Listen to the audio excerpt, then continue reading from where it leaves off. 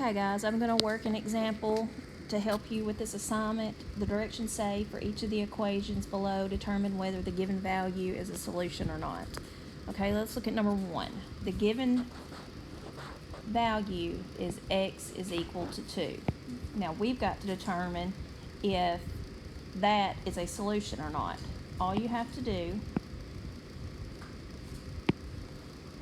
is plug in for x on each side. So instead of x plus 2, you'll plug in 2 plus 2 equals, instead of x squared, it'll be 2 squared plus 4. Okay, then you'll work it out following the correct order of operations. 2 plus 2 is 4. 2 squared is 4.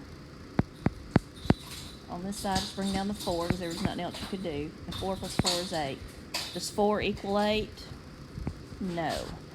So in this one, x equal 2 is not a solution. And that is it. That's what you'll do for the rest of the assignment. Let me know if you need anything.